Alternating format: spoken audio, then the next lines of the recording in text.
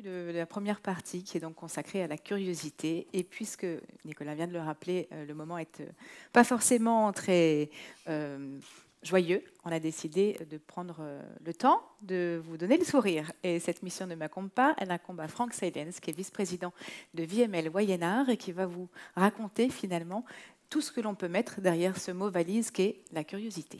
Frank Seilens.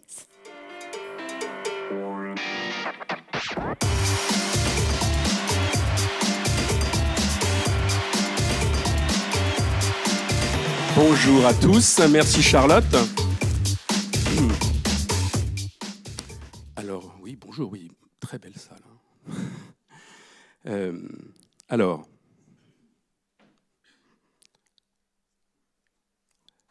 la curiosité. Parlons-en de cette curiosité. Ça tombe bien, vous êtes venus pour ça, moi aussi. Je voudrais démarrer par une petite observation. Que s'est-il passé dans l'évolution de l'humanité, dans l'évolution de notre alimentation, pour que cet été, la brioche dorée lance une fusette au CBD?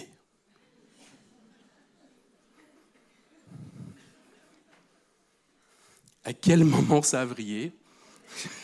Je ne sais pas. Il y a un moment, ça a vrillé. Donc, à quel moment ça a vrillé? Alors, revenons un petit peu 3 ans en arrière. Philippe Conticini, déjà, lance effectivement son petit Cyrus, très très bon, hein, où effectivement, il nous fait dans ce poste, déjà à l'époque, l'éloge du CBD, avec les vertus apaisantes, et cette petite note herbacée, qu'on connaît bien. 3 ans plus tard, on a quand même 10% des Français qui ont consommé un produit au CBD, pas forcément alimentaire, hein, c'est sûr, et plus 1200%, c'est le chiffre que donne Nielsen du nombre de produits référencés à base de CBD. Je crois même cet été avoir vu sur une petite ardoise supplément CBD, vous savez, écrit à la craie, plus 5 €, comme un supplément chantilly. Alors, je ne crois pas une demi-seconde que tout ça soit dû à la petite note herbacée. Je ne sais pas vous, mais moi pas. Non, en fait, tout ça, c'est l'envie de nouveau. Voilà, cette envie de nouveau qui nous tenaille, cette fameuse curiosité. Alors, j'ai creusé un petit peu plus et je suis tombé sur les travaux de Konrad Lorenz. Alors, ne vous fiez pas aux apparences, hein, ce monsieur ne fait pas que barboter avec des canards. Il a un prix Nobel, enfin il n'est plus des nôtres, monsieur Konrad. C'est un Autrichien et c'est un éthologue, c'est-à-dire quelqu'un qui analyse les comportements des animaux, des mammifères dont nous sommes, hein. Et en fait, il a remontré ou prouvé 2 choses intéressantes. La première chose, c'est à quel point la curiosité, en fait, c'est pas que quelque chose de culturel, c'est un instinct animal. Les chimpanzés, les rats, les hommes, tout pareil. Un instinct animal qui est en fait un instinct de survie à la base, cette curiosité. Et puis il a démontré une deuxième chose, plutôt intéressante, qui est écrite là, c'est justement au sujet du nouveau. C'est que le nouveau provoque un sentiment de satisfaction. Voilà. C'est une forme de récompense immédiate, totalement indépendante du résultat. C'est en fait cette envie de nouveau, voilà, qui nous porte, qui nous pousse. Alors évidemment, la curiosité, c'est aussi quelque chose de culturel et qui est à la nature humaine. Et là, on rentre dans l'envie de savoir. Voilà, c'est l'envie de nouveau et l'envie de savoir. Alors cette envie de savoir, c'est le œilleton de la porte. On a envie de voir de l'autre côté ce qui se passe. On a surtout tous envie de poser la main sur la poignée et de pousser la porte pour voir ce qu'il y a derrière. Ça, c'est l'envie de savoir. C'est cette envie de savoir qui pousse Elon à aller faire 78 millions de kilomètres. C'est cette même envie de savoir qui, quand j'étais petit, quand je rentrais le soir à la maison, m'amenait à aller soulever le couvercle de la cocotte pour voir ce qui y mijotait. Bon, elle a même envie de savoir quelle elle ne m'a pas amené au même endroit, mais c'est la même en fait. Hein. Vous le voyez, cette envie de curiosité, cette envie de savoir, tout ça, ça fait une force motrice. Hein. C'est une force motrice qui fait bouger le monde, une force motrice qui fait bouger les gens. Bon, je ne reviendrai pas sur quelques événements de cette curiosité. Vous voyez que déjà, quand même, l'alimentaire a toujours été un peu lié à cette curiosité. Non, autre illustration, un peu moins en clin d'œil. Là, on est en 1521, hein, donc l'envie de découverte fait quand même bouger toujours un peu le monde, pas toujours de façon facile. Donc les Espagnols sont au Mexique. Ils nous ramènent la tomate. Voilà. Quand même, c'est une grosse impact sur notre alimentation. Hein. Comme chacun sait, pas de tomate, pas de bolo. Donc quand même, c'est un impact assez clé. Donc voilà, on le voit là progressivement que effectivement ce moteur de vie, ce moteur de mouvement, il pousse la curiosité. Puis la curiosité, on l'a vu, c'est l'ailleurs, c'est l'autre côté de la porte. Alors évidemment, c'est le tourisme gastronomique, c'est l'envie d'aller voir ailleurs ce qu'on trouve. Il y a de la curiosité là-dedans.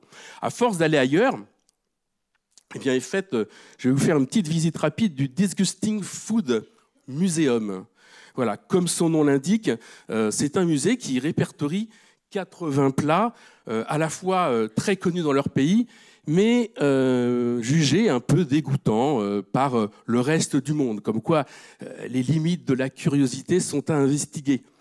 Alors, en bonne place, hein, on trouve notre foie gras, effectivement, le roi de nos tablés de Noël, qui n'est pas du goût de tout le monde, visiblement. On peut l'accompagner d'un petit vin de Sauterne. Je pense qu'on aime tout ça, un petit verre de Sauterne. On peut aussi l'accompagner d'un petit vin de Souriceau, qui est un plat ou un vin extrêmement prisé en Chine. Hein, voilà. Je ne sais pas, un autre exemple, on ne va pas faire les 80, je vous rassure. Un autre, je ne sais pas, vous connaissez le Surströmming, je ne suis pas sûr de bien le prononcer, je ne sais pas si les gens connaissent dans la salle. C'est un produit suédois qui est en fait du poisson, hein, du hareng qui est mariné, mais bien mariné. Longtemps, je crois. Juste un indice, hein, il est interdit de voyage sur Air France pour cause de risque. Il fait partie de la liste des produits qui n'ont pas le droit de voyager. Alors, si vous voulez en savoir plus, vous pouvez aller sur les réseaux sociaux. Vous trouverez des Surströmming Challenge. Voilà, comme je suis sympa, je vous ai mis quelques extraits de Bon Matin. Et je suis plutôt, comme je suis un gars sympa, j'ai mis que des petites images. Hein, je suis un mec sympa. Comme il est 10h, je vais enchaîner. Voilà. Donc, comme vous le voyez, effectivement, curieux, mais en fait, oui, il y a un moteur, mais curieux, mais pas trop quand même, en fait. Hein. Pas trop quand même. Enfin, on voit des fois qu'on hésite, on n'ose pas aller au bout des frontières. 77% des enfants sont néophobes entre 2 et 10 ans. 77%, c'est étonnant, c'est pas grave. Néophobe, oui, c'est le sentiment de peur face à l'inconnu, aux nouveaux aliments.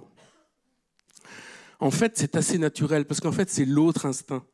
C'est-à-dire qu'il y a l'instinct de découverte qui nous a fait bouger, puis il y a l'instinct de survie de l'autre côté. Depuis la nuit des temps, tout le développement alimentaire s'est fait entre ces deux forces. Il suffit de faire une balade en forêt ou de cueillir quelques champignons pour avoir bien en tête ces deux choses, le comestible et le vénéneux. Et notre nature humaine nous a habitués à découvrir et puis à faire gaffe. De l'autre côté. Autre inertie sur la curiosité, sur ce moteur de la curiosité, l'inertie justement de nos vies.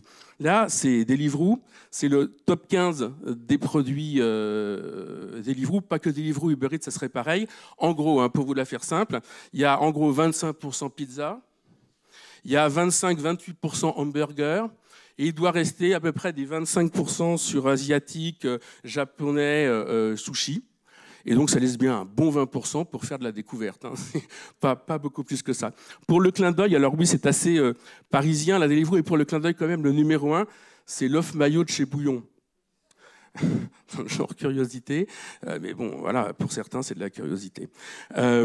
Alors, évidemment, cette inertie, on la connaît bien, hein, les gens de Fleury-Michon ou d'Erta qui étaient l'année dernière sur scène pourraient vous en parler. Hein, on veut tous du jambon sans nitrite, mais quand même, on préfère quand il est rose. On veut bien des lardons qui soient du végétal, mais quand même, c'est mieux s'ils ressemblent aux lardons quand ils ne sont pas végétaux. Voilà. Alors vous allez me dire, et l'audace dans tout ça. L'audace. Elle est où l'audace? L'audace, il faut un peu la stimuler. L'audace, en fait, je viens de vous le raconter, c'est comme un curseur. On appelle ça le curseur de l'audace, nous, à l'agence. Le curseur de l'audace. Il va entre ce qu'on vient de voir. D'un côté, cette première pulsion naturelle de l'homme, cette envie du nouveau qui nous pousse, et puis de l'autre côté, juste la frousse, la peur de l'inconnu. Et puis, ça bouge entre les deux, en fonction de chacun. Quel est votre curseur de l'audace? Quel est le mien? En fonction de la société, en fonction de l'attente, en fonction des besoins, en fonction du pays. Quel est le curseur de l'audace? Alors, d'ailleurs, je ne sais pas, Frédéric, si tu es là, oui, voilà, je croyais qu'il était... il est là, Frédéric, oui. Je ne sais pas quel est ton niveau de curseur de l'audace, toi, perso. Si je te dis, par exemple, un chocolat aux algues, tu as déjà atteint ton curseur. Ah mince, on est mal, parce que le produit d'après, c'était une glace à la mayo, un nouveau produit qui vient de sortir au Japon. Ah, je vois déjà que le curseur de l'audace a bougé. Hein, on est tous un tout petit peu... Voilà. Alors... Un premier mot de conclusion, effectivement, sur l'audace, il faut la stimuler, quoi. Faut que ça, là, pour le coup, c'est naturel, pas tant que ça, il faut quand même la bouger. Alors, un peu peut-être sous forme de méthode Coué, j'ai envie de dire, Alain Ducasse nous dit « La cuisine française doit retrouver le goût de l'audace ». Voilà, la gastronomie est elle-même tentée par le repli, elle doit rester un milieu d'expérimentation propice à la création. Bougeons tout ça, vive l'audace. Bon, voilà, je crois que vous l'aurez compris, entre l'œuf maillot de chez Bouillon, et le hamburger du futur, réellement commercialisé par Foodcherry, qui est un hamburger. Et les petites choses fort sympathiques, là, ce sont des insectes, en fait. Donc, entre les deux, quel est notre curseur de l'audace? Quel est votre curseur de l'audace? Eh bien, je vais vous laisser sur ce point, dont nous allons maintenant, je crois, débattre pour les 3 heures qui viennent ou les 2 heures et demie qui viennent en compagnie de Charlotte. Voilà. Merci Franck. Merci beaucoup, je vous l'avais dit.